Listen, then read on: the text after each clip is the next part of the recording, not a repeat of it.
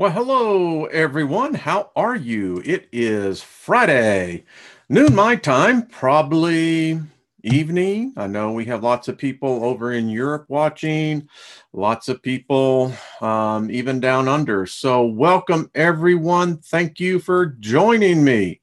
I'm calling this the Free Thinkers Corner because seriously, if you're here, you really have to be a free thinker. Otherwise it could get really rough. We've seen that. Hello Jerry, hello Lisa. Hey Brian, how you doing? Brian, folks, go over there and make sure to subscribe to Brian's channel, Milky Way Weekly. God's Warrior Forever, good to see you. Knowledge Seeker, hello, hello. Skies Above, how are you doing, my good friend? Brian, good to see you. Pravna, good to see you. So the theme for the day is long live vinyl. I was thinking about this. My background, as many of you may or may not know, was that I spent nearly 20 years in the video post-production industry. What is video post-production? Well, that's where you get all of your programming from, all your television, movies, everything's done in post-production. I worked for one of the premier houses in the United States, and we had probably some of the best equipment on the East Coast. The type of clients that I was pursuing were primarily major ad agencies and Fortune 500 companies. We did a lot of industrials. So I know something about vinyl, and it's so interesting because in my career, the industry I was in, we were working towards digital. Now, what most people don't realize is that the Japanese have had high definition since World War II. High definition was owned by the military in the United States, and they basically restricted it from the American consumer for no real valid reason. So back in the day, when high definition became available in the very early days, this was in the mid 80s, we were all working towards digital. And my whole point to this is today, now everybody wants to go back to vinyl. We kind of, and I'll tell you why I was thinking about this. So with vinyl, if you were in the recording studio, it was manual. It was physical. You had to, if you were on the mixing board, it wasn't some computer that took over. It was the talent of the individual, like George Martin with the Beatles. If George Martin hadn't been their producer, I doubt the Beatles would be where they are in history. And so it was the year. And I'm convinced that what we were able to transmit to vinyl was that spirit, that creativeness that really began to peak in the 70s. So a little bit about that. Worked in Nashville for a number of years and had all the record companies were clients of mine. Was privileged to actually be around Brooks and Dunn.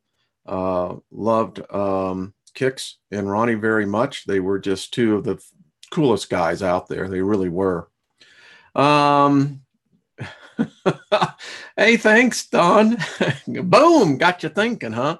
Well, boom, shakalaka, boom, as Sly and the Family Stone would say. So, got a little opening for it. Now, by the way, I just wanted to show y'all, just so everyone knows, this is my Bible. I mean, I was at one time. This is, it's fallen apart because it's literally 38 years old. Has 38 years of notes of my journey. And I know this book. I have a photographic memory, identical actually, but anyway. So the one thing that years and years ago, I mean decades ago, before I ever was, I was still in a coma. Anyway, Psalms 82. Let's read this. Because when you read it, it's giving us all the clues that about what we're about to talk about here in a couple of minutes. It says that God stands in the assembly of the representatives of God in the midst of the magistrates, and he gives judgment among the gods. Now, there is a capital G and then there's a small g. And it goes on to say, how long will you judges judge unjustly and show partiality? This is actually, in the translation, as we're going to find out, this is the big guy. If that big guy actually exists, which is questionable. But in any case, this is about aliens. It's about how today the world gods, where they came from. And I continue on. And it goes on to say that the magistrates know not, neither will they understand. They walk in the darkness of complacency and satisfaction. All the foundations of the earth, the fundamental principles upon which rests the administration of justice, are shaking. I said, you are gods, since you judge on my behalf as my representatives. Indeed, all of you are children of the Most High, but you shall die as men and fall as one of the great princes. God dies. People can't accept that. Your Christian God, if you're a Christian, dies. Now, we're going to find out how this dogma came about, how we've got this misconception that somehow God is a white dude sitting on some white throne about to cast down judgment on everyone who doesn't dig his story. Well, it ain't true. But don't take my word for it. As many of you know, this is with Mauro Biglenio. I believe I said that right. If I didn't, someone will surely correct me on that. Fascinating man. I have known about him for a number of years, read his works. He probably is more responsible for much of my awakening. It's brutal when you really begin to see how he just shatters the matrix and the illusion. And the bottom line of it is, folks, there is no God. Now, people say, well, you can't say that. Yeah, I can. Our Creator, which we're going to find out who that was considered to be a God, but actually where he comes from, where they come from, they're normal beings. They had the ability to create life scientifically, as we can do today. Now, we get all hung up upon, well, what's the spark of divinity and what makes us so special? We have a spirit and a soul. That is all dogma. None of that can be proven true. Now, people can say, but there have been experiments where doctors have weighed, when people died and there was a 27 gram difference. Well, maybe. We still don't know how we came about. That's why the title of this, Origins. Does mankind truly know who originated us? So, having said that, a couple of us in here watching, let's get right to it, because I respect your time as much as you respect mine. All right, so this is from the book that will forever change our ideas about the Bible. I'm just going to we're just going to go through the first chapter. By the way, if you are a Kindle Prime customer with Amazon, it's free on the Kindle, just so you know this. And as we get started in here, think about this. It always was puzzling to me. Genesis 1:1, in the beginning was God. Okay. Pretty definitive statement. In the beginning. But you notice that it never said there was light. It said that God said, let there be light. which implies directly that God is in darkness. Now, I can't see the comments, but yeah, chew on that. My last comment as we get started in here is that with all the chemtrailing that we see, I think, folks, that it should be considered they're here. Their emissaries are here. I think they're preparing our atmosphere for them. It's just my hypothesis, but it's the only thing that makes sense. They're doing this on command. Now, whether Enki and Inyel are still alive, I don't know. I don't know if Anu is still alive. They have a very long lifespan because their year is apparently 3,600 years. So they're very long-lived species. And you're going to see why we call them God. So let's get started here on our trip. This book centers on the ancient lands. You see Sumer, Canaan, the Sinai, Euphrates, the Hittite kingdom, etc. So let's just continue. And I'll just kind of just zoom along. This is going to be a fun read, I'm telling you. So Aniquitous, the long-necked men. The Old Testament writings are generally derived from stories written by other people, such as the ancient Sumerians. These stories have given rise to certain theories, which are summarized here in this first chapter. These theories, we can call them truths that once confirmed will cause the end of the great illusion, religion. Our current religious thought system based on concepts developed by men. This religious thought system, which includes Christianity, is, you have to give me a second here, being operated by those who have exploited pre-pretentiously named sacred texts in order to build a structure, a power structure of control and manipulation. It is time for that all to end, and it is time for the truth. For instance, we are interested in knowing how, where, and when the Bible speaks of Anakim, concrete beings that have come to earth from other worlds. Through the Roman Catholic Church now acknowledged, though the Roman Catholic Church now acknowledges this information, they continue to misleadingly represent the Anakim as spiritual entities. As we analyze the Old Testament, we will identify these concrete beings using their correct Hebrew names. For instance, those who from heaven to earth came, in Hebrew, are the Anunnaki. Instead, some of the more well-known published Sumerian names, the Anunnaki.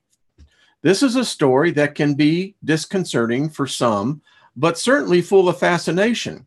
And one that will also bring an overwhelming liberating potential for those who walk in a free-thinking path. It is a story far removed from dogmas, illusions, and forced interpretations of modern Christianity. Modern religions tend to be adaptive to the preconceived vision of divinity, that one which immediately identifies the presence of the word God with transcendence. They create an alternative world, a divinity far from man in substance and form, undefined, vague, and not able to be representative. And let me just say something here, folks. It was one of the reasons why I knew Christianity was a false religion. Because when you have a religion that is so full of ambiguity, that can't provide the answers by the very points that the supposed sacred texts bring up. And any time that there's ambiguity in thought, chaos will reign. In this case, you will soon find out that the Bible talks of many other gods. Precisely, the most ancient text tells the story of these gods in connection with the origin of men and the Jewish people. These texts tell about times when men still walked with the gods, namely the Anunnaki and the Elohims. We find that men used to talk and eat with them, make arrangements with them, and serve them. but also use them and betray them, follow and abandon them, and according to the interest of the moment and the contingent circumstances. Well, that just nails us right down to the T, doesn't it? That is man today. We've never changed since we came out of the creative chamber. This was an historical era when men could choose their gods. Remember when I asked yesterday, where is it written that we have to choose a god?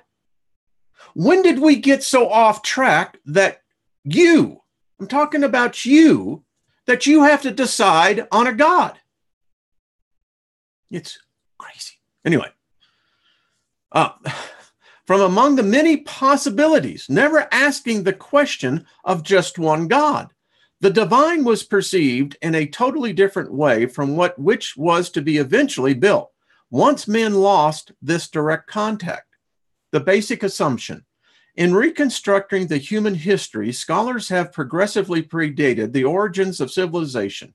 First, they considered the Greek culture. Then they moved their attention to the grandeur of ancient Egypt until they discovered Babylon and Assyria. Finally, they turned their attention to the Sumerian ancestors, a civilization dating back even earlier yet to beyond 3000 BC.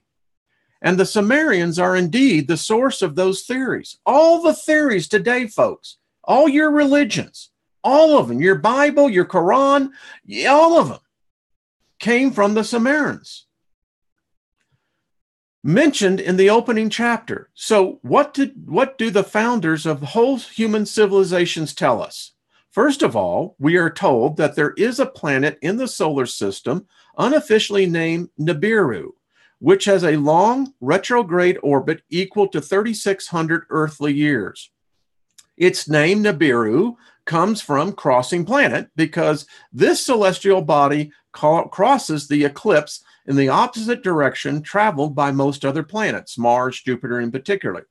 This retrograde orbit lets us assume that Nibiru was not generated along with our sun like the other planets. It must have been attracted or captured by the gravitational forces of our solar system.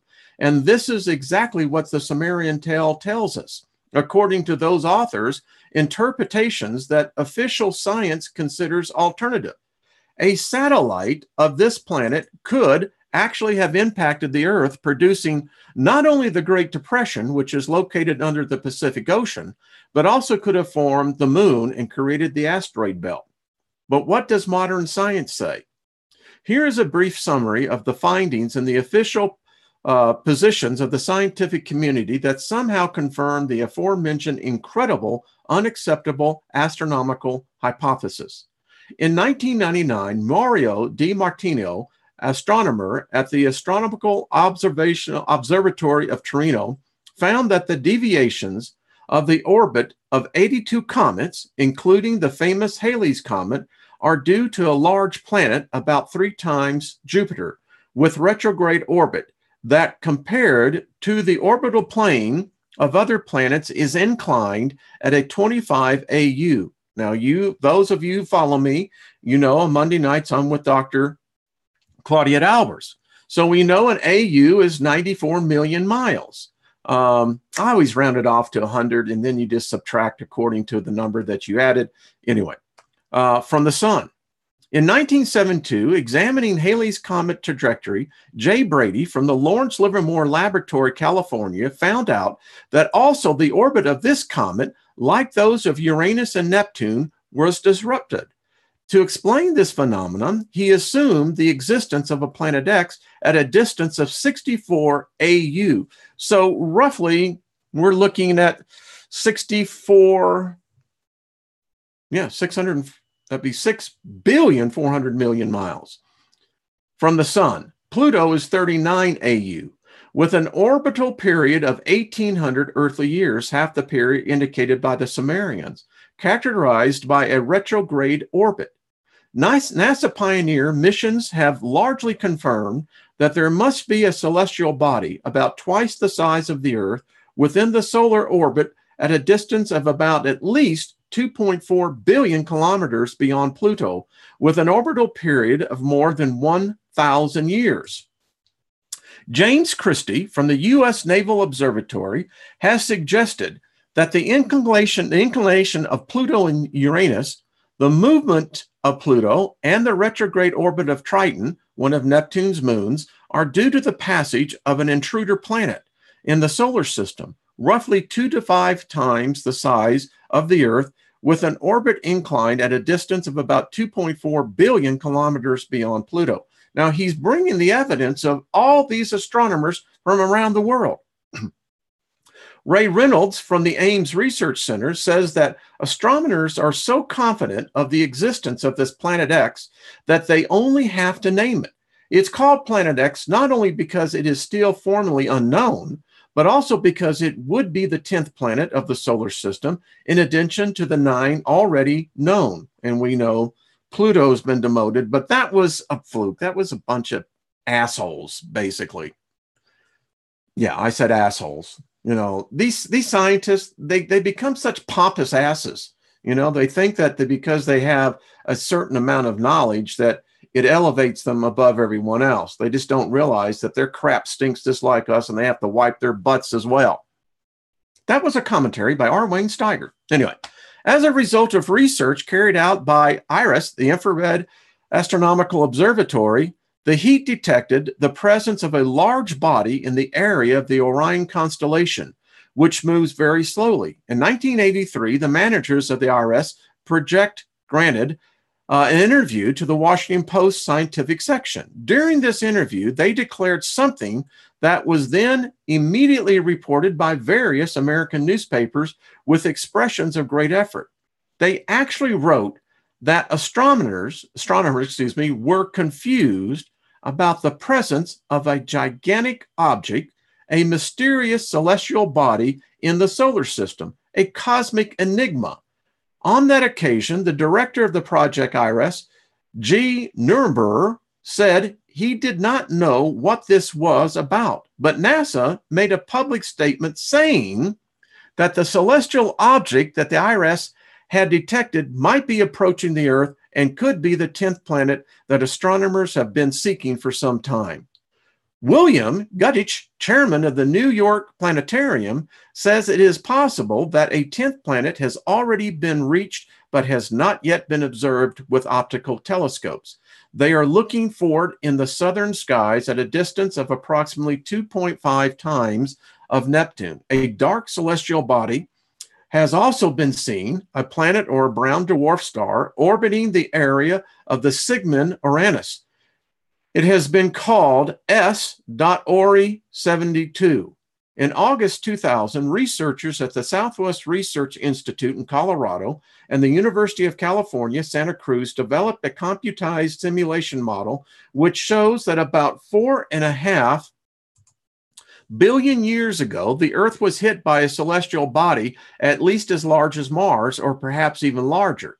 The impact would have created the moon and projected a large amount of debris all over space. Jay Murray of the UK's Open University and Jay Matisse of the University of Louisiana affirmed that the gravity exerted by a now visible but very large body would considerably slow down the exit of terrestrial probes from the solar system. This planet, the Sumerian story continues, would be inhabited by those who they call the Anunnaki. Stitchin literally translates this term with the phrase, are you ready for this? Those who from heaven to earth came, corresponding with the Bible's Anakim, the Anunnaki. These individuals would have landed on our planet in search of gold because this metal was essential to create a sort of greenhouse effect on their planet. Pulverized and released into the atmosphere, it would slow the process of gradual cooling that Nibiru was suffering. We know what gold does. It's heating and cooling properly. Yeah. How can we not recall the myths spread to almost every corner of the earth, spoken by Western writers like Hesiod, Plato, Ovid, talking about an unspecified golden age? In the far remote past, an era when gods used to live here among us. If these stories are true, it becomes easy to identify this primordial time as one in which the gods, that is to say, these beings who have come from above, arrived on earth in search of gold. These stories would no longer be narratives of fancy, telling of an unreal but desired happy time, but instead would become the retelling of the specific events when gods really were here on earth, and mining gold was the reason for their presence. Indeed, this was an age entirely devoted to research, mining, and processing of gold, an age when men had a direct relationship with the gods.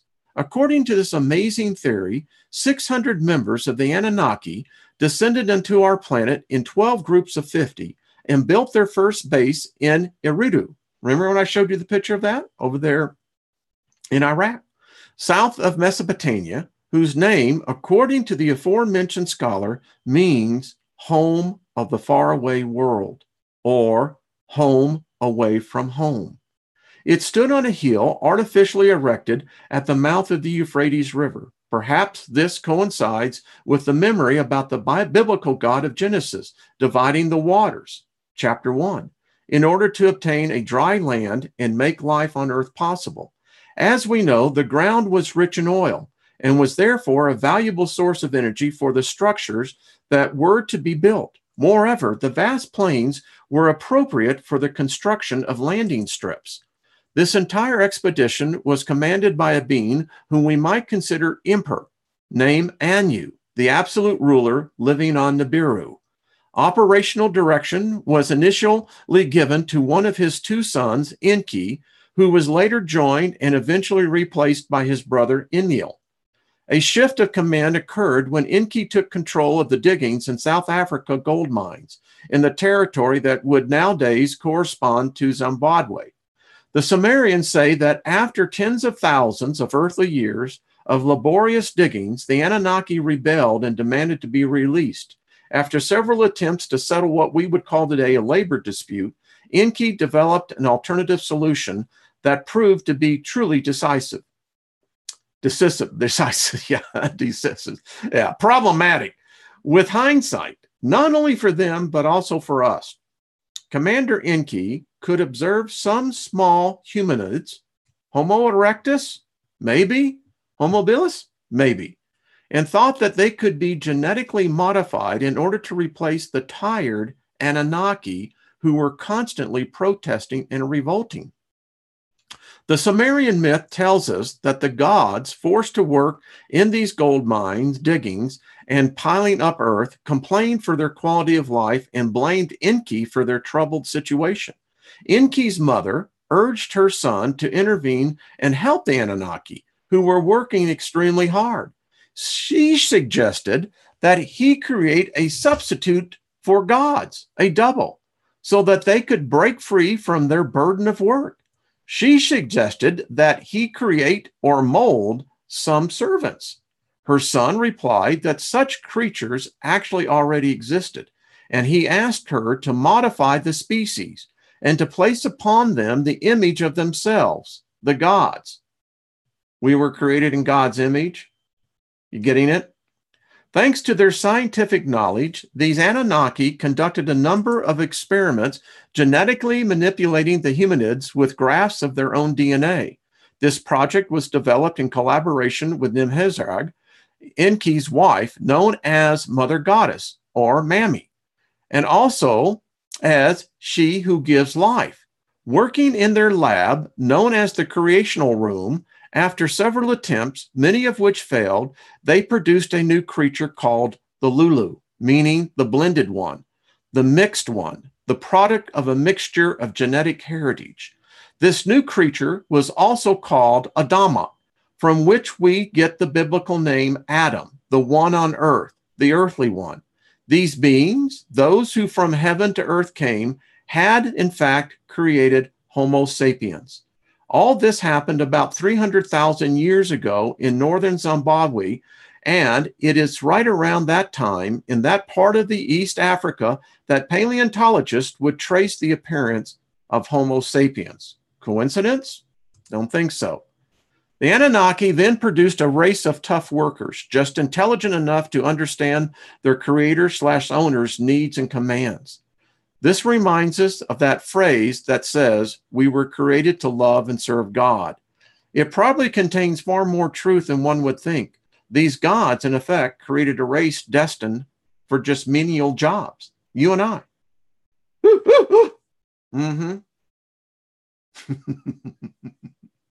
Yeah, I know that gets some people. Thus, isn't it a curious coincidence that Genesis 2:2 literally tells us that after having created man, the Elohim rested from all of his work? Wasn't this exactly the purpose of the Anunnaki? Okay, so there is our God. Let's stare at her. She's been there. It's been in stone. It was by purpose. Pray to her. I don't know if she's still alive. I don't know. Maybe call her name. I don't know. But the story is compelling.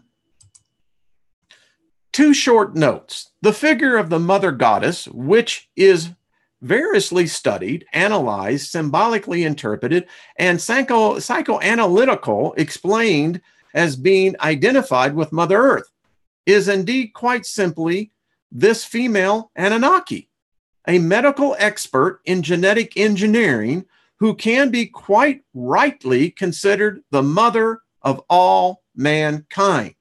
Second note, geneticists tell us that our DNA differs from that of other primates closest to us for a very insignificant percentage, less than 2%.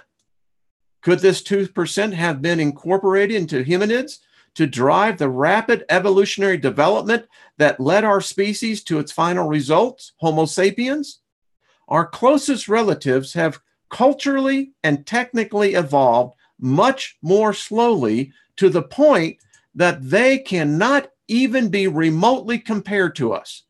Do we really have something inside us, often referred to as divine, which would be merely a portion of the DNA belonging to the individuals who came from above and genetically engineered us? Their DNA would be divine, wouldn't it? Yes, it would. According to the ancient texts, this slave, the Adama or the Lulu, was then used in the gold mining area in South Africa, in an area the gods referred to as a base. Enki, who presided over the mining work at the African base, was also known as the Lord of Apsu. That is the Lord of the lower parts. The term Apsu, Absu, was later derived into the concept of the abyss as the basic realm, which later took the name and definition of the underworld realm.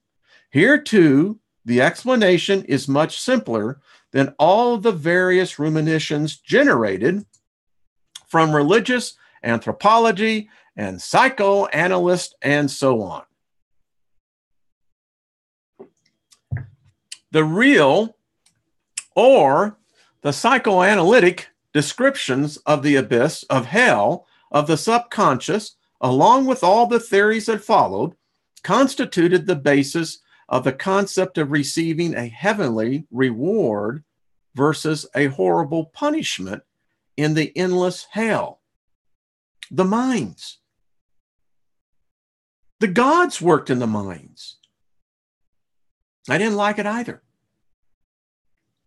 The Lord of the Apsu was none other than the leader of the mining work in the land at the base, in the depth of the southern mines, obviously considered the lower part of the planet by those who lived in the northern hemisphere. The worker's efficiency made his presence useful also in the land of Sumer, or as I told you yesterday, in biblical terms, it's called Shinar. Homo sapiens then worked for the Anunnaki, delivering services that were progressively more sophisticated. From the simple and brutal ground digging, he eventually became a true servant, useful for any type of task. This creature would work under control and supervision of the gods. And perhaps it is precisely for this reason that the territory in the southern central Mesopotamian was named Sumer, meaning land of the guardians. Here, there is also an interesting correspondence with Egyptian stories recalling about the so-called Zeptepi, the prime time, a primordial period where Nibiru, the guardians, inhabited the earth. Indeed, all Middle Eastern cultures seem to share a common reference to an era when gods were on earth and watched men working for them and serving them. Men were also taken to their experimental lab of crop cultivation situated in the east, in Eden, house of the righteous ones, God's home, according to Stitchin, where all sorts of trees sprouted, delightful to see and good for food, Genesis 2:8 through 14. We also know that these creatures were produced in series. The process was this. DNA was first taken from young Anunnaki's blood and then inserted into the humanid's egg cell. Upon receiving the new genetic material, the egg was then implanted into the uterus of an Anunnaki females, who carried the fertilized egg through pregnancy and finally childbirth. Both males and females were produced through this technique of genetic engineering. This, by the way, is precisely the function of many myths given to the mother goddess, and may I say, the Virgin Mary. This new creature, the Adama, or the Adam of the Bible, was a hybrid, and as such, unable to procreate. The Adama did not possess any knowledge that could make him similar to the gods, such as the ability to give life to another being. I can't see what's going on in the chat room, but I got to tell you what. Wow. I'll try to continue. We may not get this all done, but I'm going to try to get as much in. I hope you're finding this as fascinating as I do. There was a constant rivalry between Enki and Enlil, the two sons of the Lord of the Empire. This rivalry had consequences on the new species that had been created in order to meet the needs of the Anunnaki who worked in the mines. Enki loved his creation and decided to give it the knowledge, the absolute knowledge, which would free it from its creators, the ability to reproduce independently. In short, the know-how that would make it similar to gods. He did this without the approval of his brother. We report here an element that immediately connects us to the biblical stories. Enki was depicted as a snake, a creature that living in the underground dens knew the most in-depth secrets. It is therefore correct to say that this snake god, Enki, is the one who gave Eve the ability to reproduce. Genesis chapter 3 clearly recalls this event in the story of the snake tempting the woman and encouraging her to access knowledge. That was the sole step that the gods did forbid, because they knew it would take mankind, Adam, the earthly, towards the ultimate emancipation and freedom. When Enlil, the older brother, came to know this, he became enraged and then ousted the male and female from Eden. That protected paradise. Paradise, incidentally, is the term that comes from the Iranian. I think that is, what is that, paradisa? Enclosed place? Enlil sentenced them to seek food for themselves. The story, by the way, if you go in my archives, I read the book of Adam and Eve. This goes perfectly with what's being said here. Crazy. He also told the female she would procreate, experiencing great pain. And this is understandable considering that so far creation was the prerogative only of the Anunnaki females. Men then began to multiply on their own and to populate the territory. Now, the Bible tells us that God's children, whose females were obviously scarce, saw men's, Adam's, the earthly ones, daughters, and were infatuated, so they joined with them and begat. because the two species were naturally compatible. You see, I did a whole thing on this thing. Folks, for a number of years back, I said, this is impossible. How did this happen in Genesis 6? I mean, the chromosomes, the mitochondrial DNA, how did it bind to one another? Well, now we know. We came from the same source. This fact aroused the wrath of Enlil, who did not like the new creature and openly condemned this racial mingling. In the meantime, it had also become very difficult to manage the problems resulting from an uncontrollable growing mass of people. Under these difficult situations, Enlil decided to use a natural event that was about to occur in order to erase the Adam and all the human beings born from this relationships between the two species. Wow. The flood. The Anunnaki knew of the immense and inevitable disaster that was about to strike the earth. The gravitational force exerted by the proximity of Nibiru was causing the polar cap to shift.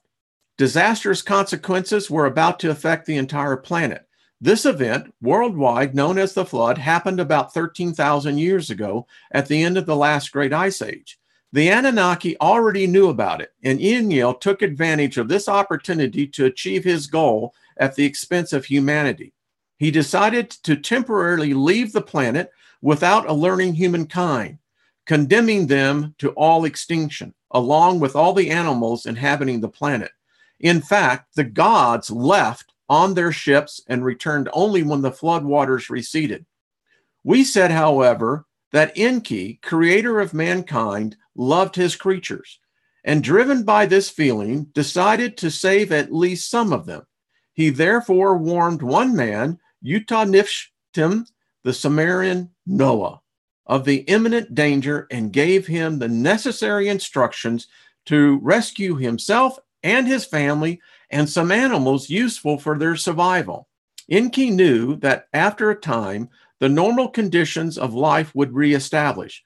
Thus, God Enki provided Noah the building plans and instructions on how to build an ark that could preserve the human species from the impending disaster. You know what really pisses me off about this? Just going to be very candid with you. They had the ability to put us in ships. They could have completely taken us off this planet, but they didn't. You want to know why that expression is? Why does God seem to be so cruel? Because he is. Anyway, it is curious to note that the Bible editors, anxious to affirm the oneness of God, have revisited this conflict between two gods by turning it into sort of an inner conflict experienced by the one God. That's schizophrenia. He decides to wipe humanity off the earth, but then has a second thought and finally chooses to redeem just one pure man who had found his favor and with whom he made a new pact. You see, that's the problem I have with the Christian God, or even the Jewish God. He's a schizophrenic. In fact, he is a sociopath, a psychopath, because you don't know what this God's going to do. He'll strike you down if he happens to be pissed off that day, or he'll just crown you with favor if he happens to really like you and having a good day. This man, Noah, is present in the myths from all over the world in various names. Noah and in the Bible, Unipotism in the Babylonian epoch of Gilgamesh, Zurata of Sumerians, Cox to the Aztecs, Pawaco to the Indians from Delaware, and it goes all the way through from around the world. The Egyptians attribute to Thoth the desire to erase humanity. In the Book of the Dead, God says, I will erase all the things I created. The earth will collapse into the abyss of waters whence the floods came and will then return peaceful as in the beginnings. I mean, how can you serve a God that's going to just mercilessly wipe out billions of people? How do you do that? You know, here in Colorado, we had one of the horrendous stories about a father who kills his wife, and she's pregnant, and his two young children, 2 and 4. Now, we call that a heinous act. Yet most Christians I know give a free ticket to this God who mercilessly wipes out billions. The whole of humanity understands this event recorded for the first time by the Sumerians. They were the first, folks. Those who had the privilege of walking with gods and living with them. The people who, after the end of their time, also received the instruments to proceed along the path of humankind with civilizations and cultural evolution. Let's continue now with the brief summary. After the flood, the course of human evolution goes on. The gods established new cities and new command centers. They made important land reclamations in order to make some parts of the territory habitable and usable. They created elevated places free from mud. The same name in Egyptian means elevated land. And they divided the world into spheres of influence attributed to the different children of the Lord of the empire. There are 3 main areas of development where archaeologists have found proof of the existence of major human civilizations: Lower Mesopotamia, Sumer, the Nile Valley, and the Indus Valley. The 4th area, referred to as sacred, that was dedicated and reserved for the Anunnaki. Therefore, atoms could not access it. This area was probably corresponding to the cultural Sinai, the current Sinai, The Egyptian myths of the origins tell of Thoth, name of Egyptian origins, not Semitics, came from beyond the sea. The Red Sea Strait, also called Tutnero, or the land of the guardians, was the land of the primordial gods known as Tilman, that Stitchin translates as the place of the flying machines. In short, it was the new space station built to replace the previous one, which was destroyed by the flood, with its headquarters in Jerusalem. Jerusalem thus became the world center, the target of the missions on planet Earth, where at the time of Abraham reigned Melchizedek, the king of justice, the righteous king, as written in Genesis chapter 14. In these new settlements, the Anunnaki chose some atoms to govern in their stead and began to pass on part of their scientific, botanical, and astronomical knowledge. Coincidentally, Sumerians say that long after the flood, the command center was brought to Earth around 3670 BC, which was when the Sumerian days computation and the Jewish calendar actually began. Coincidence? Thus, the priest-king caste was born, made of especially skilled people chosen by the Anunnaki to reign over the atoms. Originally, these were semigods, individuals in whose veins were flowing with Anunnaki blood, children of union between the atoms and the gods. They acquired their power from knowledge, which was transferred to only a few. These semigods were meant to be intermediaries between Anunnaki and the new terrestrial species, us. We recall that all ancient people later claimed to have received their knowledge directly from the gods, and many populations have developed traditions of initiation, the system of knowledge transmission that confers the fundamental knowledge only to a few privileged individuals deemed worthy to receive it and unable to understand and manage it. Contrary to what was later said, however, this was about a very practical knowledge concerning the technical and cultural development of people to be governed, construction, cultivation, and breeding techniques, as well as mathematics, scientific, astronomical knowledge. These skills and abilities would have appeared to be magical in the eyes of people deliberately kept in ignorance. In short, this knowledge was nothing spiritual, but instead a kind of practical knowledge, guaranteeing that a few could exercise power through control of those activities necessary for the development of subjugated human populations. You seen where it all originates?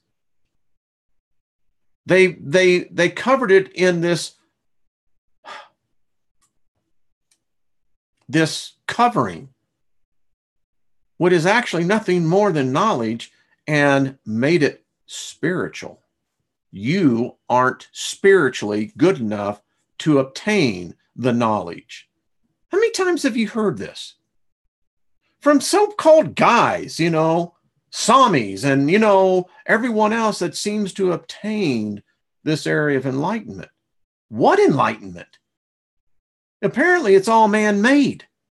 We contrive it because we want to get back where we know we can't get to. The representatives of these gods were the ancient king priest, and they were also concerned with practical tasks. They would manage the gods' properties and wealth, and they would run their daily lives as masters of the house. In addition, they would also take of those dwellings that were considered their worship places, those that we nowadays called massive Templar centers. The king priests, above all, possessed astronomical knowledge, a basic science for Anunnaki, who needed to know precisely about the planetary orbits in order to plan their trips to and from their home planet. Some say that the astronomical knowledge of ancient peoples arose from the need for them to be able to develop and practice agriculture. But we all know that the astronomical information needed to cultivate fields is very minor and confined to events that affect at most weather and possibly moon cycles. In fact, they held the so-called tablets of destinies, astronomical maps with detailed upcoming cosmological events. Scientists knew how to predict exactly what is happening in the sky, even several millennia in advance, including the location of stars and planets at any given time, the eclipse and the comet movements. For the Anunnaki, the ability to predict the future was vitally necessary, as it was the prerequisite for long journeys into interplanetary space. Those who possessed and controlled the tablets of destiny held the power. These astronomical knowledge was gradually transferred to the king priest, who thus acquired the ability to predict the future. In other words, they could predict what was going to happen concerning the movement of the stars and planets. This practical knowledge was perhaps the basis for the future astrology, a form of pseudo-knowledge that, after losing its truly scientific roots, tried to rebuild on a hypothetical basis with whatever memory was still preserved about a time when gods and their human representatives really knew how to predict the movements of objects in the heavens. Today, astrology has become a way to try to predict the future of individuals. How far are we from the scientific knowledge of the tablets of destiny, characterized by a thorough astronomical knowledge necessary to travel long distance throughout the skies? Men attributed the gods as knowledge keepers, also characteristics of immortality. One can easily understand how this happened, considering that the Anunnaki's life was based on the yearly orbital cycle of Nibiru, which corresponds to 3,600 earthly years. Thus, their lifespan was also several thousand times longer than the Adams. Each of these gods lived for several human generations, and no Adam could witness their deaths of their god. Rather, their deeds would be handed down from generation to generation of ancestors, such as the origin of the concept of God's immortality. In a separate chapter, we will see how the Bible actually states that gods die just as men do. However, these figures have other human features. They were beings made of flesh and bone. In fact, they fought for power. Their wars were deadly, and they produced winds that make hair fall out, remove the skin, lead to death without apparent injury. Therefore, Enki and Enlil's disciples fought for power, and the biblical Abraham himself was involved in one of these wars, which was so devastating as to wipe out entire cities as Sodom and Gomorrah. After these events, the leadership was transferred. Men were given the knowledge necessary to go ahead alone. The purpose justifying their presence was achieved, and gods abandoned the earth. And ever since then, over the centuries and in absence of direct contact, men began to develop a spiritual vision of divinity and to make assumptions about when the reunion between creature and creator would occur again. In fact, Nibiru's returns every 3,600 years at elliptical orbit, making it cross with our solar system. This would actually make it a planet of our system. It would also be returning towards Earth, as it has repeatedly done in the past. After having reached in 1000 AD, the furthest point from the sun, Nibiru today would have already traveled more than half the journey back in its approach toward the inner planets, including the Earth. Wow. I'm going to stop right there. So what do you think?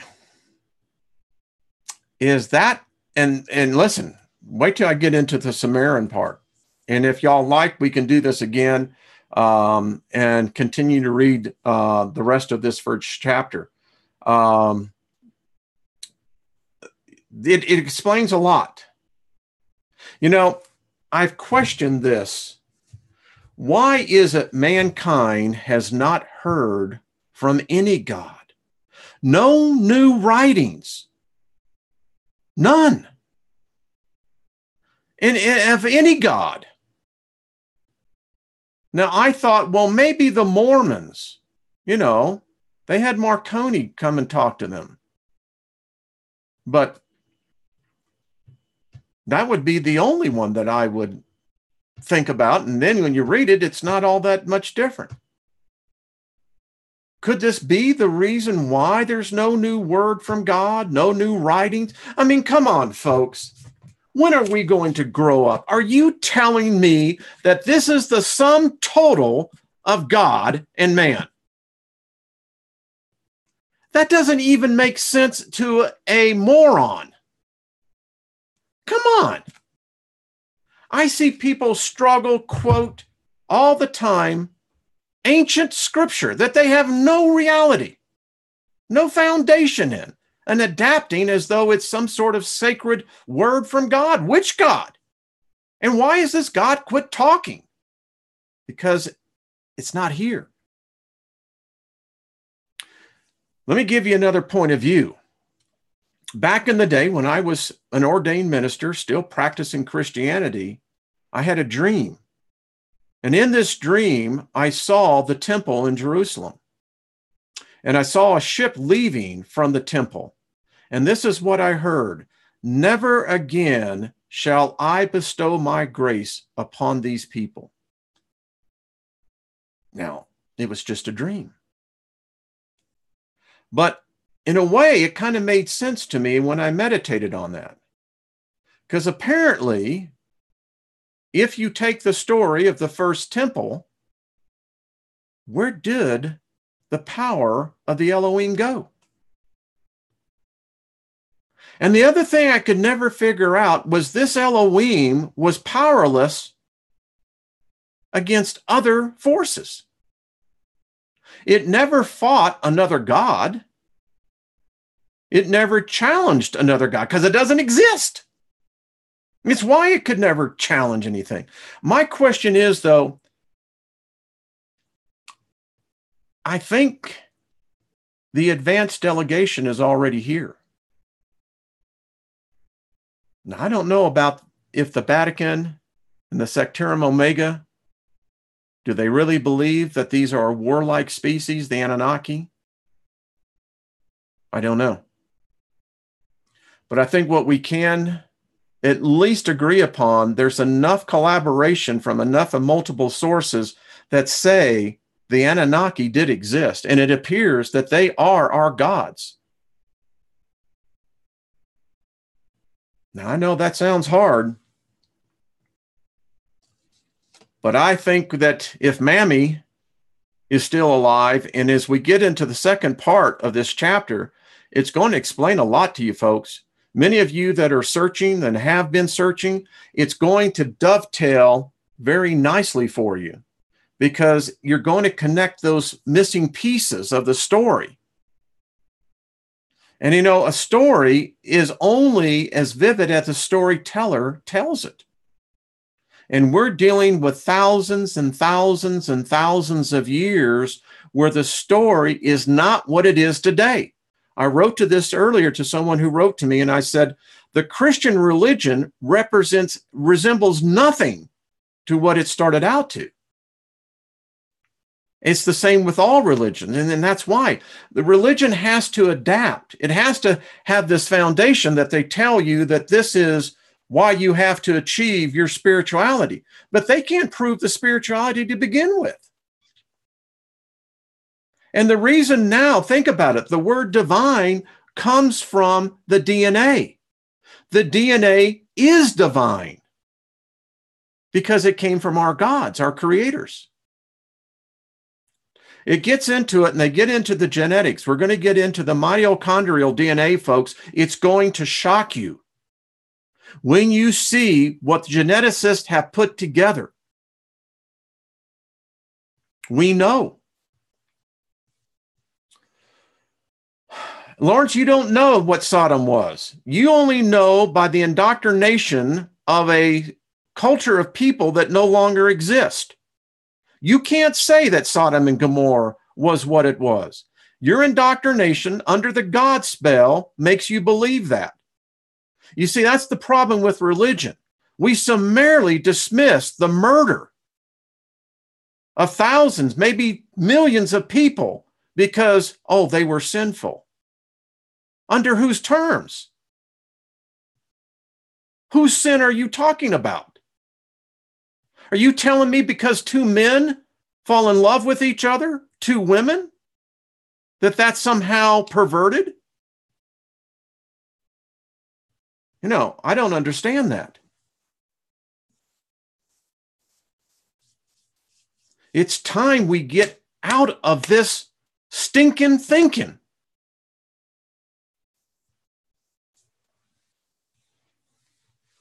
All right, folks. Another fun meeting. Tonight, I got Sue G on at 7 o'clock Mountain Time, 9 o'clock Eastern Time. We're going to be talking about Lilith, because I think now from what we've read already, that I think we know who Lilith is. Lilith was said that she loved flying on her machine. It sparkled. I think I know who Lilith is. I think I know now why there's no record of her dying. And I think I know who Lucifer is. And it's not the bad guy that it's been made out to be.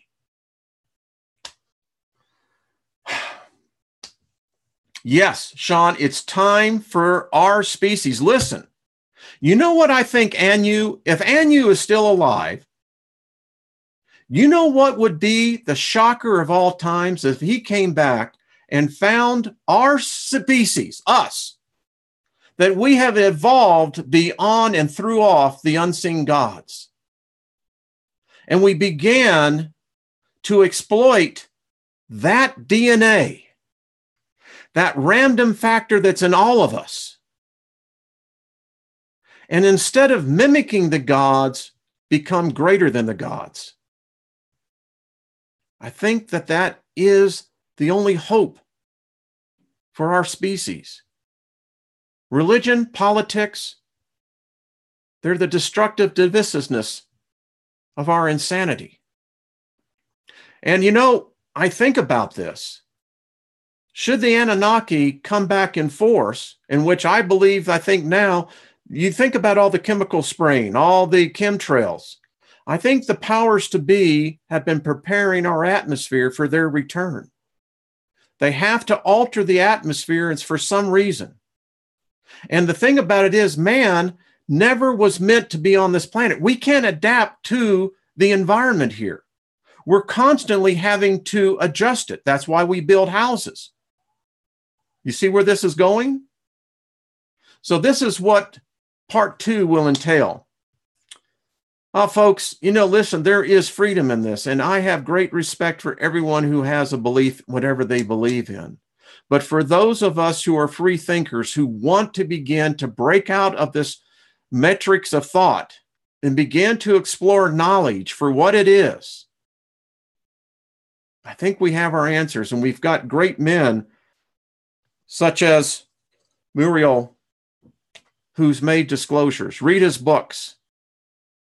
All right, folks, I'll see you later tonight. Be good to yourselves. We'll talk real soon. All right, bye-bye.